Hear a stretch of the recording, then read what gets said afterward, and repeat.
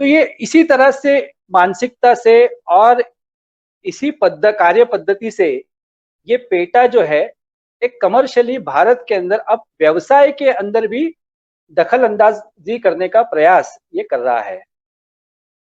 अब यदि हम हमारी जो डेयरी इंडस्ट्री है इसके बारे में अगर हम विचार करते हैं तो सालाना हमारी जो डेयरी इंडस्ट्री है इसका कारोबार जो कितना है, तो इसका कारोबार 8 लाख करोड़ का है। आज समझ सकते हैं कि कितना बड़ा कारोबार है और उसके अंदर ये घुसना चाह रहे हैं। तो ये डेयरी उत्पाद जो है, डेयरी यानी पूरी जो है मिल्क और मिल्क से रिलेटेड जो अन्य उत्पाद है वो सभी मिलकर 8 लाख करोड़ का होता है। और अकेला अमूल का जो कारोबार है वो सालाना 38,500 करोड़ का है। और इसलिए ये पहला जो टारगेट है वो अमूल के ऊपर हो रहा है, ये अमूल जैसी संस्थाओं के ऊपर हो रहा है। ये हमें समझने के लिए इनकी आवश्यकता है।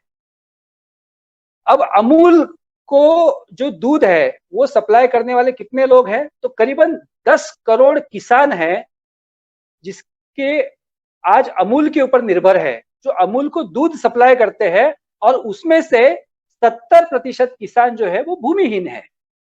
तो यदि हम इनका तर्क ले कि ये जो सिंथेटिक द्रव्य जिसे ये वेजन मिल्क कहते हैं, तथाकथित, मैं उसे वेजन मिल्क नहीं कहूंगा, उसे सिंथेटिक द्रव्य कहूंगा। तो यदि कल ये दूध सप्लाई करना बंद किया जाए इन किसानों का, तो ये जो 10 करोड़ लोग हैं जिसमें से 7 करोड़ किसान जो भूमिहीन है वो क्या करेंगे? क्या इनके लिए पेटा के पास में पर्याय कुछ व्यवस्था है? ये कुछ नहीं है। और सबसे महत्वपूर्ण बात क्या है कि इसमें से जो रहने वाले लोग हैं वो 1/3 लोग जो है वो आज गांवों में रहते हैं।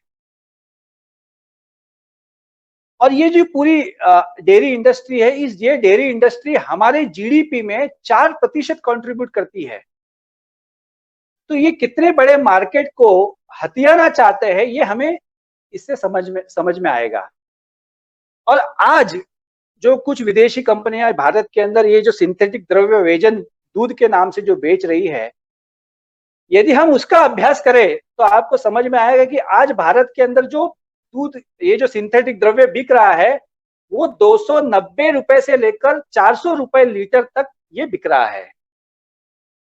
आज हमारे यहाँ पे दूध की कीमत कितनी है, तो 40-45 रुपए लीटर है। और ये क्या बेच रहे हैं, तो 290 से लेकर 400 रुपए लीटर का एक द्रव्य ये बेच रहे हैं। और ये कह रहे हैं कि ये द्रव्य आप भारत में बेचिए, तो हमारी कितनी लोक संख्या होगी जो इस प्रकार का द्रव्य इतने दाम में हर रोज खरीद कर अपने बच्चों को दे सकती है। 45 रुपए लीटर भी दूध भी आज बहुत सारे लोग अपने बच्चों को नहीं दे पा रहे हैं और ये कह रहे हैं कि आप ये सिंथेटिक द्रव्य बेचिए। तो ये कितना बड़ा षड्यंत्र है हम ये देख सकते हैं, इन आंकड़ों से हमें समझ सकता है। अब ये जो संस्था यूएस से आई है, अब यूएस का हम थोड़े कुछ आंकड़े यहाँ पर देखते हैं। इस यहाँ पर ऐसे कहावत है कि जब हम दूसरे के घर पर पत्थर मारते हैं तो स्वयं का घर तो देखना चाहिए। तो मैं पेटा इंडिया से आज इस कार्यक्रम के माध्यम से पूछना चाहूंगा कि आप यूएस से यहाँ पर आए हैं, तो यूएस में वहां पर करीबन 35 करोड़ की लोक संख्या है यूएस में। उस यूएस में साल में 9 अरब मुर्गियां और करीबन 22 करोड़ टर्की एक साल में मारे जाते हैं।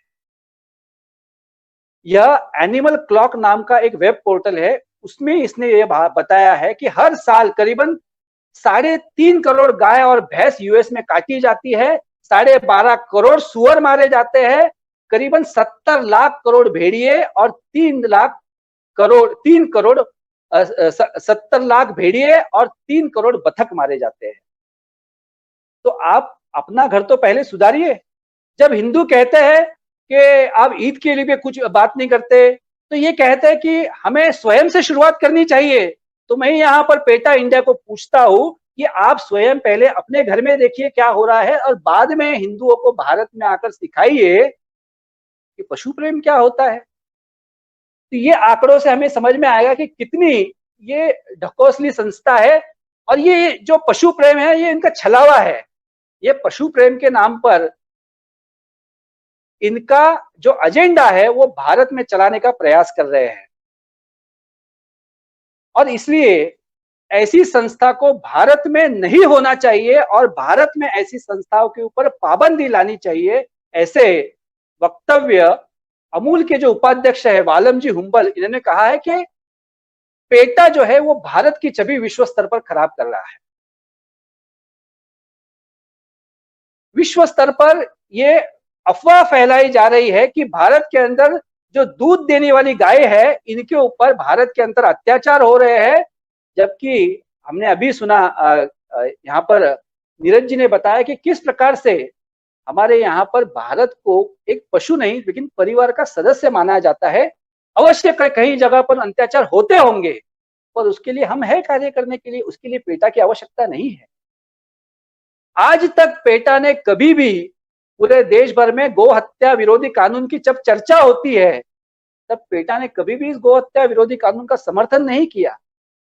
और जैसे अधिवक्ता उमेश शर्मा जी ने यहाँ पर बताया, एनिमल फॉर इस्लाम, इस लेख के अंदर अगर आप जाए और ठीक से पढ़े तो यह भी आपको सामने आएगा कि किस प्रकार से एक पशु को प्रेम वाली कुर्बानी देनी चाहिए। ये इस प्रकार की गाइडलाइंस ये प्रकाशित करते हैं, यानी वहां पर प्रेम से कुर्बानी दीजिए पशु की, ये बात आप करते हैं और यहाँ पे भारत के हिंदुओं के त्योहार के ऊपर आप बंद करवाना चाहते हैं पशु प्रेम के नाम पर। तो ये बिल्कुल भी ये निंदनीय है और ये कदापि भी आज का जो भारत का हिंदू समाज है वो सहन नहीं करेगा। और इसलिए इनका ये जो एजेंडा है, ये एजेंडा बंद करवाने के लिए अब हम सबको संगठित होना होगा।